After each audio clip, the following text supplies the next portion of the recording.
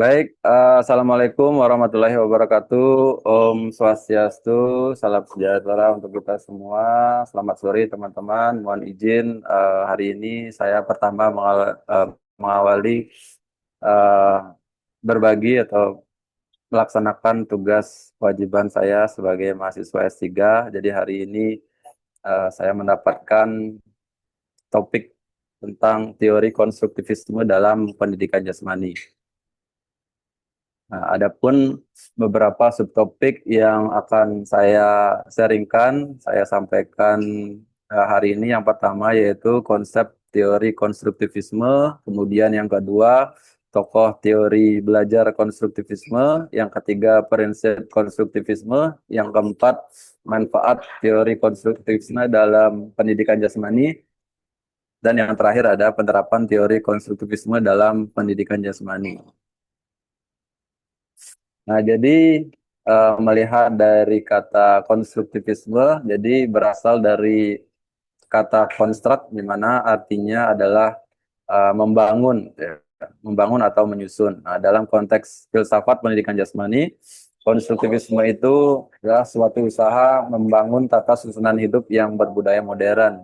Nah, menurut Einstein, Marx, dan Kaplan itu adalah teori yang dibangun atas anggapan bahwa dengan merefleksikan pengalaman-pengalaman. Nah, jadi dapat simpulkan bahwa konstruktivisme itu adalah sesuatu yang uh, suatu sesuatu yang berkaitan dengan konsep belajar yang membangun, menyusun setelah seseorang atau peserta didik mengalami suatu atau berinteraksi dengan lingkungan sekitar atau dengan sebayanya. Nah, kemudian tokoh teori belajar konstruktivisme yang pertama itu adalah Jean Piaget. Nah, menurut Jean Piaget adalah seorang ahli perkembangan kognitif dari Switzerland yang lahir tahun 1896. Jadi Piaget dikenal sebagai konstruktivis pertama, ya, menyatakan bahwa kecakapan intelektual akan berhubungan dengan proses mencari keseimbangan antara apa yang mereka rasakan dan ketahui pada satu sisi dengan apa yang mereka lihat suatu fenomena baru sebagai pengalaman atau persoalan. Ya, jadi hampir sama seperti konsep dasar di awal. Jadi seseorang itu akan memiliki atau mengalami proses belajar pada pendekatan konstruktivisme dengan melakukan interaksi atau mengalami suatu kejadian atau pengalaman yang seseorang tersebut rasakan. Nah, menurut Jean Piaget ada dua hal yang penting, yaitu yang pertama adalah asimilasi dan akomodasi. Jadi asimilasi itu di mana terjadi penyerapan informasi baru atau mendapatkan suatu hal baru dalam pikiran, dan akomodasi adalah di mana informasi baru tersebut uh, memiliki posisi atau ruang di dalam pikiran seseorang. Nah, jadi uh, teori konstruktivisme menurut Jean Piaget ini adalah intinya terjadi penyerapan informasi baru, dan informasi baru tersebut mendapatkan suatu posisi di dalam pikiran. Nah, ada contoh bagaimana konsep belajar menurut Jean Piaget. Nah, jadi yang pertama di sini ada skema bawaan. Nah, jadi setiap manusia, setiap peserta didik itu memiliki skema bawaan. Skema bawaan ini maksudnya adalah pengetahuan atau keyakinan awal itu yang bisa dia dapatkan dari keluarganya, kemudian lingkungan sekitarnya, dan adat istiadat atau budaya mereka gitu. Nah, kemudian dari skema bawaan atau pengetahuan keyakinan yang mereka yakini, kemudian manusia atau peserta didik itu berinteraksi dengan lingkungannya, terjadi proses asimilasi, di mana ketika berinteraksi dengan lingkungan, jika skema bawaannya cocok, gitu kan, keyakinannya cocok dengan lingkungan yang dia hadapi, maka tidak akan terjadi struktur kognitif baru. Nah, jadi manusia atau peserta didik tidak akan mengalami proses belajar. Nah, namun berbeda jika keyakinannya tidak cocok. Nah, tidak cocok itu akan terjadi disequilibrium di dalam dirinya, dalam pikirannya. Nah, ketika disequilibrium ini, maka seseorang itu akan merasa kaget, kaget apa namanya? Akan kaget dalam dirinya. Nah, ketika shock akan terjadi akomodasi di dalam diri dan mulailah terjadi struktur kognitif baru. Nah, contohnya seperti contoh, contohnya saya meyakini bahwa uh, di skema bawaan awal, ketika uh, meng- saya meyakini bahwa ketika saya hormat kepada orang lain, maka orang lain pun akan hormat kepada saya, atau akan ketika kita senyum kepada orang lain, maka orang lain itu akan juga balik senyum gitu kan. Ketika memberikan hal positif kepada orang lain, kita akan positif gitu. Nah, jadi keyakinan itulah yang saya bawa di lingkungan. Nah, ketika keyakinan itu tidak cocok, nah ternyata ketika saya berinteraksi dengan lingkungan, bahwa tidak semua orang yang saya senyumi atau saya sapa itu balik lagi menyapa saya atau senyum kepada saya. Nah, dengan adanya proses tersebut, saya akan kaget loh, kenapa orang itu ya nggak, apa yang salah di diri saya. Oh, ternyata keyakinan bawaan saya yang di awal sebelum berinteraksi dengan lingkungan, bahwa tidak semuanya, saya tidak harus senyum kepada semua orang atau menyapa dengan semua orang. Nah, ketika hal itu terjadi, maka saya memiliki pengetahuan kognitif baru, bahwa uh, senyum, tegur, dan sapa mungkin saya harus melihat siapa orangnya, mungkin gitu kan, melihat bagaimana kondisi lingkungannya. Mungkin seperti itu contoh yang saya bisa jabarkan, contohkan. Kemudian yang berikutnya adalah tokoh konstruktivisme dari John Dewey gitu. Nah, menurut John Dewey, ini teori pembelajaran yang menekankan pentingnya pengalaman nyata dan refleksi untuk membangun pengetahuan. Nah, peserta didik belajar paling baik ketika mereka terlibat aktif dalam kegiatan yang bermakna, seperti memecahkan masalah dalam konteks kehidupan nyata dan kemudian merefleksikan pengalaman tersebut. Nah, Dewi juga menekankan bahwa pembelajaran memiliki dimensi sosial karena pengetahuan dikonstruksi melalui interaksi dengan orang lain dan lingkungan sekitar. Nah, jadi menurut John Dewey masih sama dengan konsep dasar di awal, konsep dari konstruktivisme, bahwa pengalaman nyata, kemudian pengalaman itu direfleksikan. Nah, itulah bagaimana proses konstruktivisme di dalam diri. Kemudian yang berikutnya ada Lev Vygotsky. Nah, jadi tokoh ini lahir 17 November 1896 dan meninggal 11 Juni 1934. Jadi usianya baru 38 tahun ya, masih muda. Nah, jadi menurut Lev Vygotsky itu jadi menekankan bahwa konstruktivisme itu pada assisted discovery learning gitu ya. Jadi pembelajaran yang ada proses bantuan di dalam proses belajarnya gitu. Jadi ada interaksi aspek internal dan eksternal yang penekanannya pada lingkungan sosial dalam belajar. Nah, kemudian yang hal yang penting menurut Lev Vygotsky itu, yang pertama adalah ZPD dan scaffolding. Nah, jadi ZPD itu adalah zone of proximal development, di mana rentang antara tingkat perkembangan sesungguhnya kemampuan pemecahan masalah tanpa melibatkan bantuan orang lain, dan tingkat perkembangan potensial kemampuan pemecahan masalah di bawah bimbingan orang dewasa melalui kerjasama. Nah, jadi di zone of proximal development ini, peserta didik akan belajar, akan mengkonstruksi pengetahuannya melalui bimbingan, mulai contohnya dengan teman sebaya atau bimbingan dengan guru dalam proses pembelajaran gitu. Nah, kemudian yang kedua adalah scaffolding, atau memberikan sejumlah bantuan kepada pelajar selama tahap-tahap awal pembelajaran.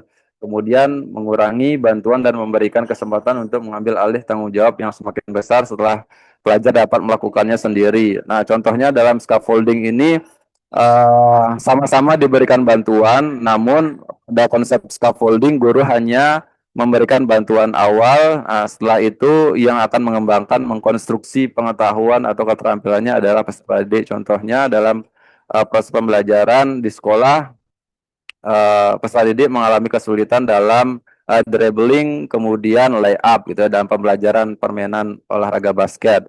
Nah, kemudian peserta didik, guru akan memberikan bantuan, mungkin bisa melalui media atau video yang bisa nanti peserta didik lakukan di rumah. Jadi berikan tugas gerak di rumah dan nanti perkembangannya akan dilihat lagi minggu depan di pembelajaran di sekolah. Nah, contohnya bisa mungkin seperti itu ZPD dan scaffolding. Kemudian yang berikutnya, tokoh berikutnya adalah Jerome Brenner. Nah, jadi menurut Jerome Brenner bahwa belajar adalah proses sosial di mana siswa membangun konsep dan pengetahuan baru berdasarkan pengetahuan mereka saat ini.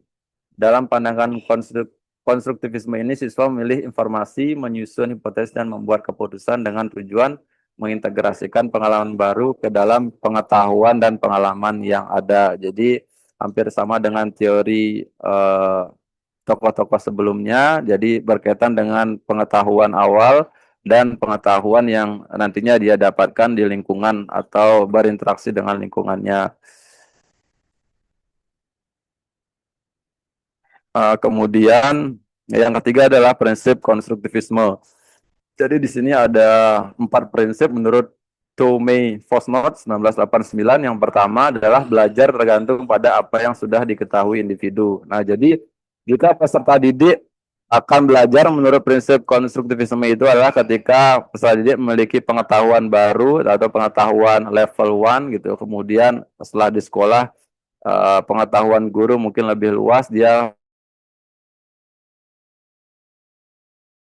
informasi lama dan informasi baru bertemu, itu akan terjadi proses belajar berdasarkan prinsip konstruktivisme. Kemudian yang kedua, yaitu ide-ide baru terjadi ketika individu beradaptasi dan mengubah ide-ide lama mereka. Jadi hampir sama antara jarak antara ide lama, pengetahuan lama, dan pengetahuan baru. Nah, contohnya di sini bisa saya jabarkan peserta didik yang awalnya hanya mengetahui bahwa permainan tenis lapangan, permainan olahraga tenis lapangan itu hanya teknik memegang raketnya dengan continental grip. Namun ternyata setelah berinteraksi dengan lingkungan, guru dan teman sebaya atau di lingkungan sekitar atau di lingkungan olahraga, ternyata tenis itu ada banyak cara memegang raketnya. Nah, ketika terjadi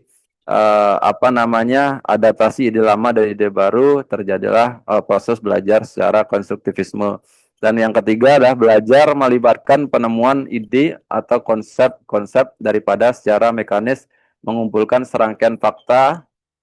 Nah, contohnya jadi menemukan konsep ada ide secara mandiri daripada menemukan